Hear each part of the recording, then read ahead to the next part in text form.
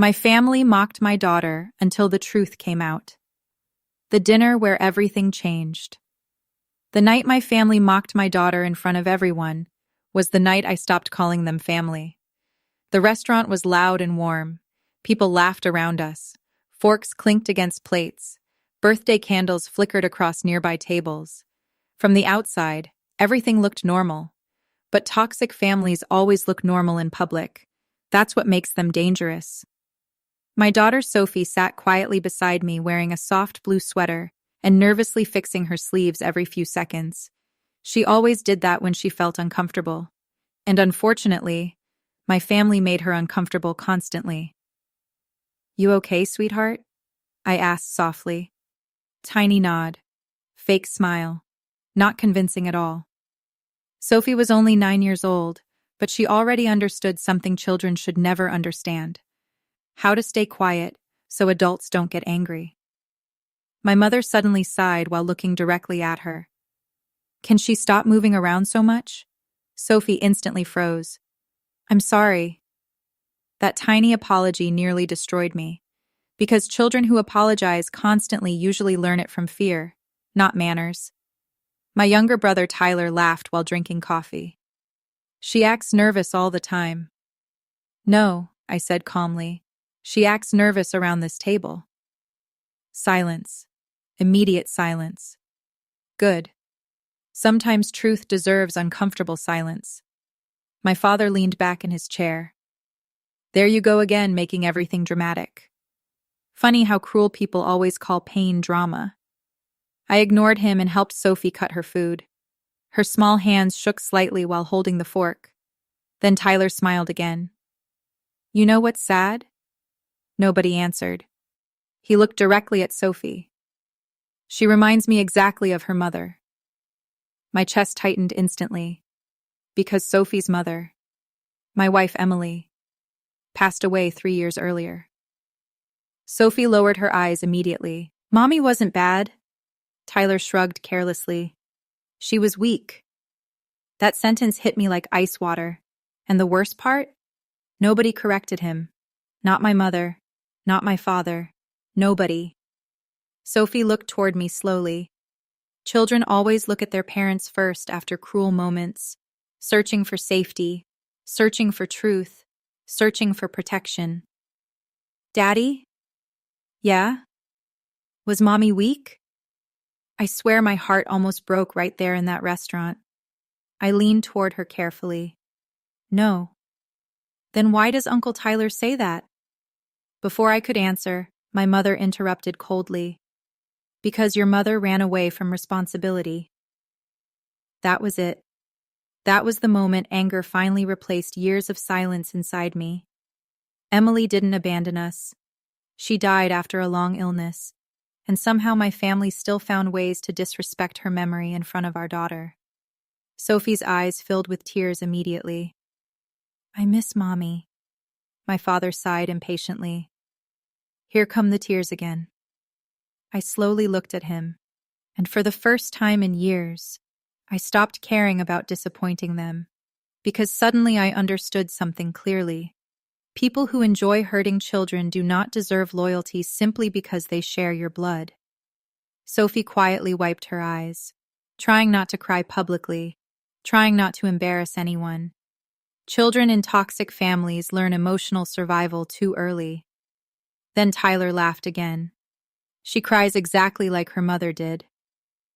That sentence snapped something inside me completely. I put my fork down slowly. "Enough." The table went silent. Tyler smirked. "Oh, relax." "No." I looked directly into his eyes. "You don't get to insult my wife in front of my daughter." "She's dead, Daniel. She can't hear me." Pure silence. Cold silence. Because even my parents realized he crossed a line. But instead of defending me, my father defended him. He was joking. No. Jokes make people laugh together. Cruelty laughs at someone. Big difference. Sophie suddenly whispered something so quietly I almost missed it. "Maybe Grandma doesn't like me because I'm like Mommy." That destroyed me inside. I reached for her hand immediately. "Sweetheart, look at me." She did. "There is absolutely nothing wrong with being like your mother. But everybody always gets angry when I cry." My throat tightened painfully. Because children eventually believe whatever environment repeats around them, and my family had spent years teaching my daughter that emotions were weakness. Then my mother made the biggest mistake of the night. She looked directly at Sophie and said, "You're too sensitive for this family." Everything inside me went cold. Not explosive anger, worse, control, the dangerous kind. I slowly stood from the table. My father frowned immediately. "Sit down." "No." One calm word. Military calm. The kind that makes rooms uncomfortable instantly. Tyler rolled his eyes. "Here comes another speech." I stared directly at him. "You mocked a 9-year-old child until she cried. She's emotional. She's grieving." That shut him up immediately, because suddenly everyone remembered something important. Sophie lost her mother, and instead of helping her heal, they punished her for feeling pain. I looked around the table slowly. Every face, every expression, every fake excuse. And honestly, for the first time, I stopped seeing family. I saw bullies. Then Sophie accidentally knocked over her drink. The glass shattered loudly across the table, and my mother exploded immediately. "For heaven's sake!"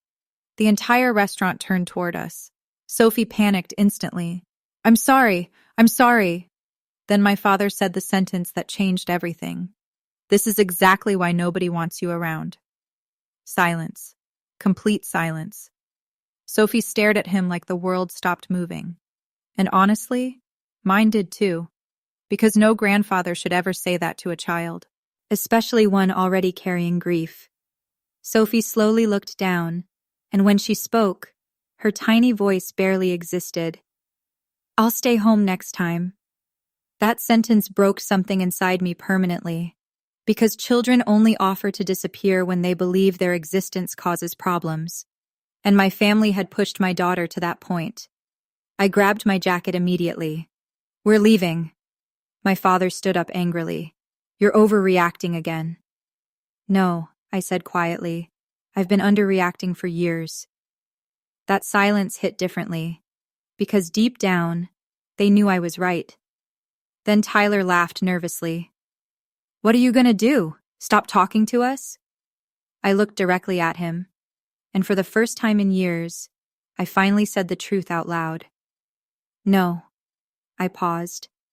"I'm going to expose what you all did." The table froze instantly, because they knew exactly what I meant. For years, my parents pretended our family business was successful because of my father. But the truth? The money that saved our family years ago came from Emily, my wife, the same woman they mocked constantly. And nobody at that table knew I still had every document proving it.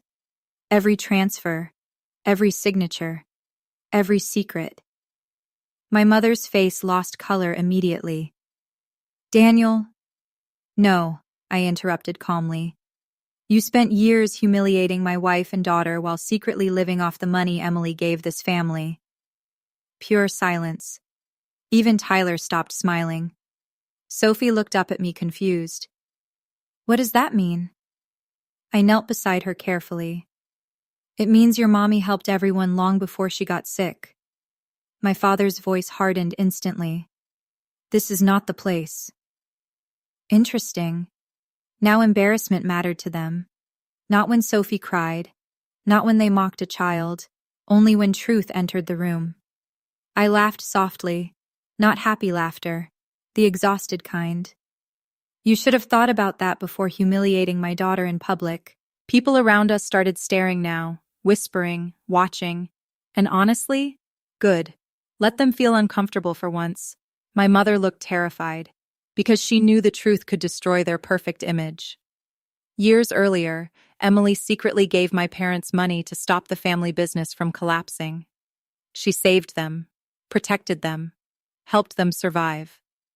And after she died, They repaid her kindness by humiliating her child. I looked directly at my father. You told Sophie nobody wanted her around. He stayed silent. I nodded slowly. Then don't worry. I took Sophie's hand gently. You won't see us again. And for the first time in years, my daughter smiled slightly while leaving that restaurant beside me.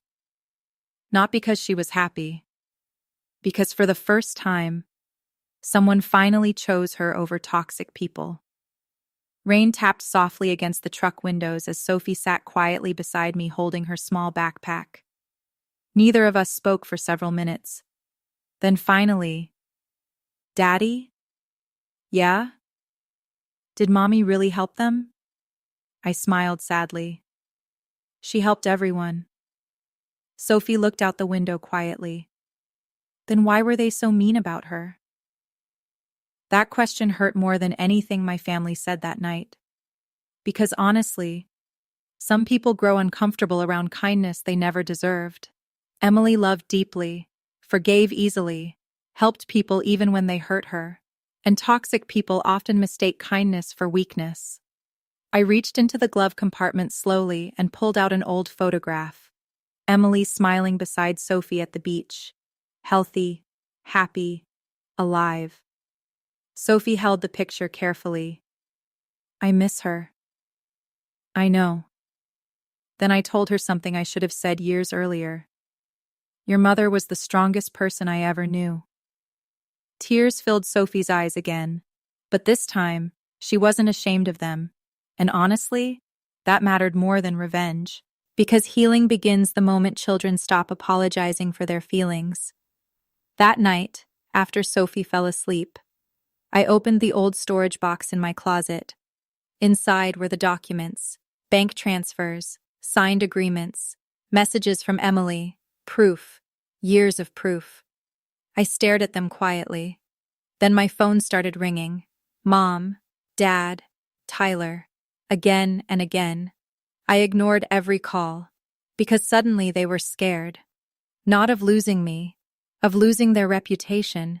And honestly, after what they did to my daughter, they deserved that fear. The next morning, I posted everything. Not for revenge, for truth. Because toxic people survive through silence. And I was finally done being silent.